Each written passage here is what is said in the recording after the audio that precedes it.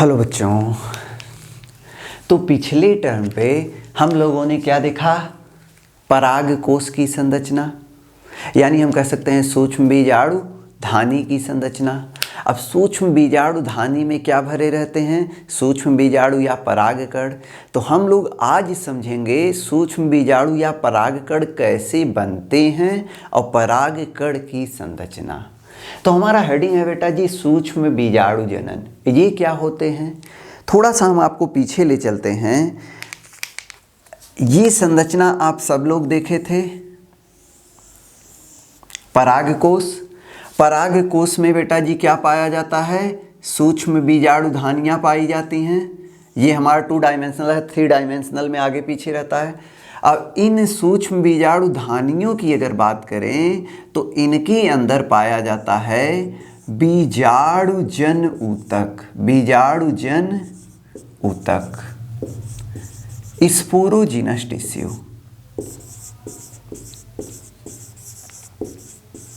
Sporogenous tissue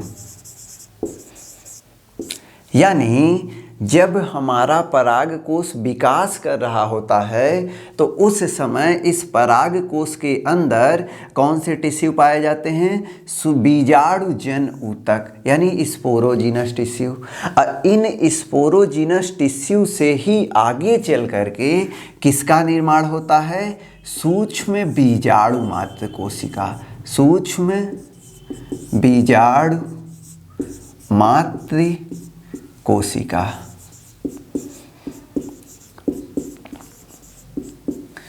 यानी इसको English में कहते हैं बेटा जी microspore mother cell. Microspore mother cell.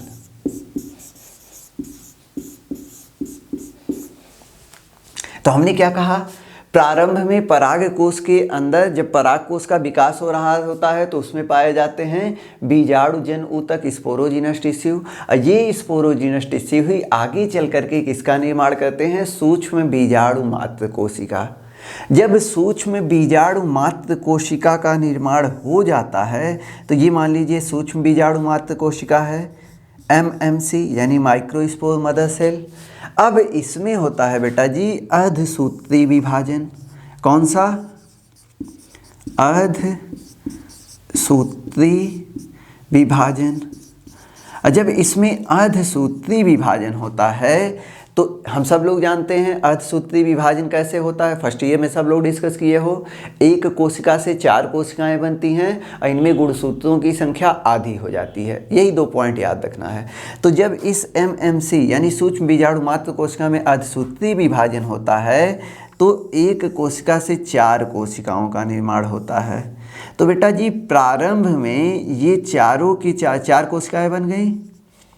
इन चारों कोशिकाओं को हम नाम दे देते हैं सूक्ष्म बीजाणु। ये हमारा था सूक्ष्म बीजाणु मात्र कोशिका। इनको नाम क्या दे देते हैं? सूक्ष्म बीजाणु माइक्रोस्पोर। माइक्रोस्पोर। अब इसको हम परिभाषित कैसे कहते हैं? सूक्ष्म बीजाणु जनन 1 नंबर में आता है। तो सूक्ष्म बीजाणु मात्र कोशिका में अर्धसूत्री विभाजन के फलस्वरूप सूक्ष्म बीजाणुओं के निर्माण की क्रिया क्या कहलाती है बेटा जी? सूक्ष्म बीजाणु जनन कहलाती है। अब ये सूक्ष्म बीजाणु अगर ध्यान से देखो चारों आपस में जुड़े हुए हैं तो इसको नाम दे देते हैं माइक्रोस्पोर टेट्राएड। आपस में जुड़े हैं, लेकिन जब यही परिपक्व होते हैं तो चारों के चारों क्या हो जाते हैं? एक दूसरे से अलग हो जाते हैं। और जब ये अलग हो जाते हैं तो इनको हम नाम दे देते हैं बेटा जी परागकण, pollen grain.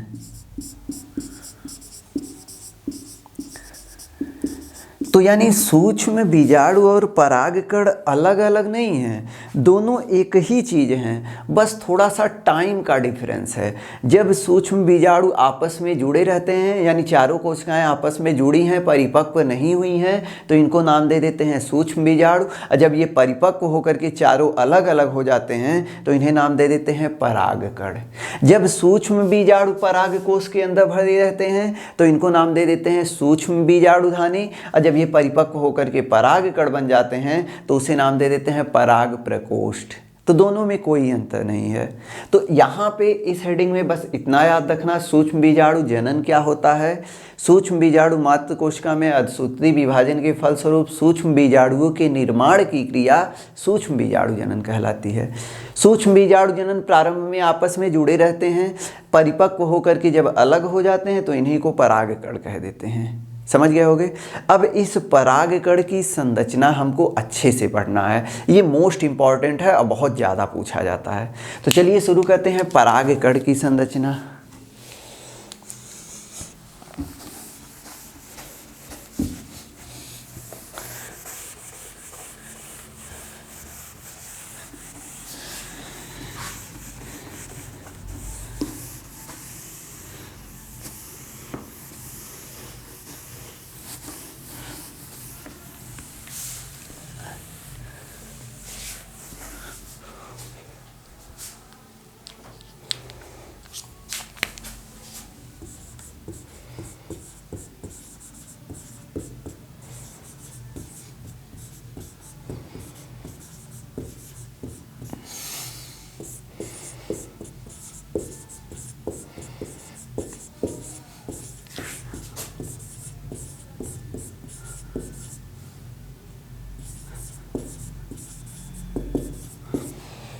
Structure of pollen grain, परागकण की संरचना।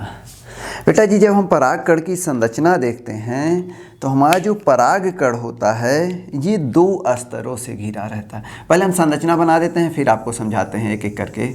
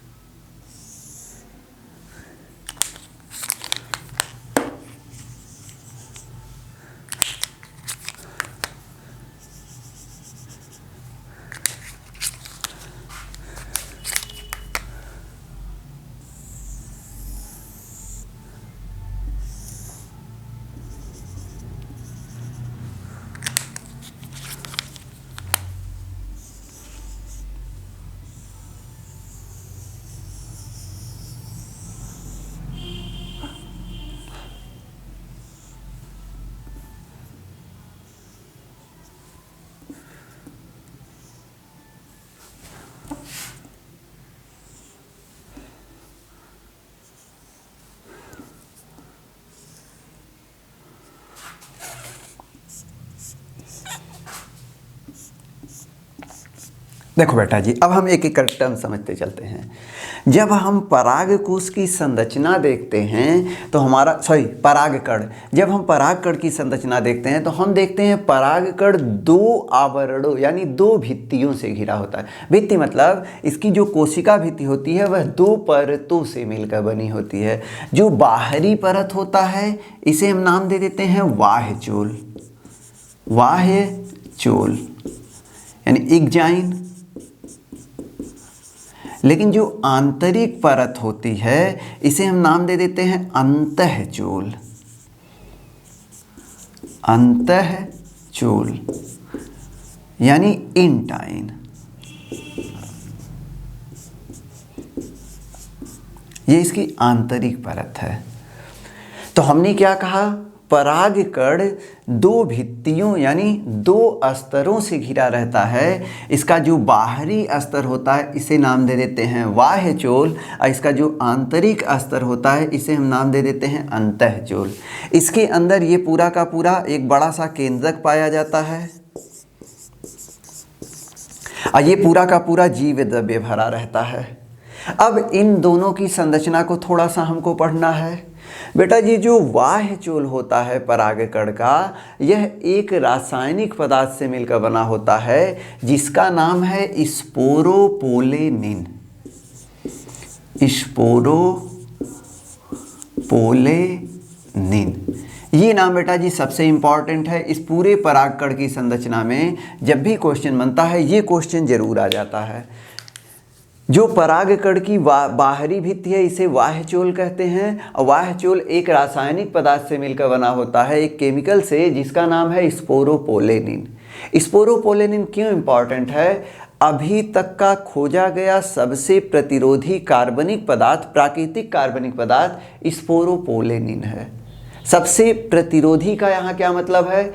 इस पर अम्ल का कोई प्रभाव नहीं पड़ेगा, इस पर क्षार का कोई प्रभाव नहीं पड़ेगा, इस पर आग का कोई प्रभाव, मतलब ये आग में नहीं जलेगा, अम्ल से कुछ नहीं होगा, बर्फ में नहीं पिघलेगा, मतलब इस पर किसी भी प्रकार के केमिकल का कोई प्रयोग नहीं पड़ेगा। ये बहुत प्रतिरोधी होता है। ऐसा अभी तक कोई एंजाइम नहीं डिस्कवर किया गया है जो स्पोरोपोलेनिन को डाइजेस्ट कर सके।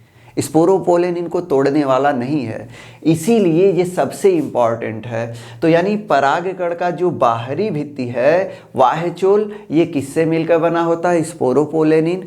स्पोरोपोलेनिन सबसे प्रतिरोधी कार्बनिक पदार्थ है, प्राकृतिक कार्बनिक पदार्थ है, इसीलिए ये परागकण लाखों सालों तक वैसे के वैसे जीवाश्म के रूप में पड़ा रह जाता है। क्यों? क्योंकि ये कभी डिग्रेड नहीं होता है, सड़ता नहीं है। तो ये पॉइंट सबसे इम्पॉर्टेंट है। दूसरा, अगर हम अंतःचोल की बात करें बेटा जी, तो अंतःचोल जो होता है ये दो रासायनिक पदार्थों से मिलकर बना होता है, पेक्टिन और सेलुलोज। इसीलिए इसको नाम दे देते हैं पेक्टोसेलुलोज। तो कभी कभी ये दोनों बच्चे जानते हैं, ये नाम नहीं जानते हैं, भूल जाते हैं। जो अंतःचोल होता है यह पेक्टिन और सेलुलोज से मिलकर बना होता है, इसीलिए इसे पेक्टोसेलुलोज कहते हैं। ये पहला पॉइंट याद रखना। दूसरा पॉइंट, अगर बाह्यचोल आप देखते हैं तो कुछ स्थानों पर स्पोरोपोलेनिन एब्सेंट होता है, जिसकी वजह से छोटे छोटे पोर बन जाते हैं। इन पोर यानी छिद्र को हम नाम दे देते हैं जनन छिद्र। जनन छिद्र यानी जर्म पोर। जर्म पोर। अब ये जो जर्म पोर होते हैं इनका काम क्या होता है, ये परागण के बाद हम लोग स्टडी करेंगे। तो ये तो हो गया हमारा परागकण की संरचना। अब परागकण जब विकसित होता है बेटा जी, तो आप देखो यहाँ पर एक कोशिका है, लेकिन जब ये विकसित होने लगता है तो ये विभाजित होकर के दो कोशिकाएं बनाता है। ये जो बड़ी कोशिका दिख रही है इसको नाम दे देते हैं हम वर्धी कोशिका। वर्धी कोशिका, वेजिटेटिव सेल। Vegetative cell. ये जो हमारी कोशिका है छोटी वाली, इसको नाम दे देते हैं जनन कोशिका। जनन कोशिका यानी जनरेटिव सेल।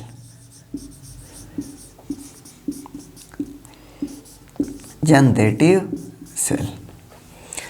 अब ये जो वर्धी कोशिका होती है इसमें बहुत ज़्यादा संचित भोज्य पदार्थ पाया जाता है, अनियमित आकार का केंद्रक होता है। इसके अंदर छोटी सी हमारी जनन कोशिका पाई जाती है। जब परागकण और विकसित होता है तो वर्धी कोशिका तो एज इट इज वैसे ही रहती है, लेकिन ये जनन कोशिका विभाजित होकर के दो नर युग्मकों का निर्माण करती है। दो नर युग्मक, टू मेल गैमीट। तो यानी हमारा जो परागकण है इसमें नर युग्मक का निर्माण होता है, इसीलिए परागकण को नर युग्मकोद्भिद की प्रथम कोशिका बोलते हैं, यानी male gametophyte, first cell of male gametophyte, यानी नर युग्मकोद्भिद की पहली कोशिका। अब यहाँ पर भी दो चीज़ें आपको याद रखना है। कुछ पौधों में परागण दो कोशिकीय अवस्था में हो जाता है और कुछ पौधों में परागण तीन कोशिकीय अवस्था में होता है। यानी कुछ पौधों में पराग कोश से ये परागकण इसी अवस्था में निकल जाते हैं, वधी कोशिका और जनन कोशिका, लेकिन कुछ पौधों में इस अवस्था में निकलते हैं। तो ऐसा कब होता है और कब ये विभाजित होते हैं, तो ये आगे का टर्म है। तो हमको नहीं लगता इसमें अब कोई दिक्कत होगा। अगर एक बार फिर से हम पूरा बताएं, परागकण दो आवरणों से मिलकर बना होता है। बाहरी स्तर को नाम दे देते हैं बाह्यचोल, जो स्पोरोपोलेनिन नामक रासायनिक पदार्थ से मिलकर बना होता है, जो सबसे प्रतिरोधी प्राकृतिक कार्बनिक पदार्थ है। और जो अंतःचोल होता है ये पेक्टिन और सेलुलोज से मिलकर बना होता है। बाह्यचोल में छोटे छोटे छिद्र पाए जाते हैं जिन्हें हम नाम दे देते हैं जनन छिद्र। जब इसका विकास होता है तो परागकण का केंद्रक विभाजित होकर के दो कोशिकाएं बनाता है, वधी कोशिका और जनन कोशिका। जनन कोशिका फिर आगे विभाजित होकर के दो कोशिकाएं बनाता है जिसको नाम दे देते हैं नर युग्मक। इतना संरचना आपको इसमें याद रखना है। तो हमको लगता है ये भी पूरा कंफर्म होगा, कोई दिक्कत नहीं होगा। इसके आगे बेटा जी हम लोग फीमेल रिप्रोडक्टिव सिस्टम यानी मादा जनन तंत्र की संरचना या उसके बारे में पूरा डिस्कस करेंगे। तो यहाँ तक आप लोग अच्छे से तैयार करिएगा। चलिए मिलते हैं अगले वीडियो में। Thank you.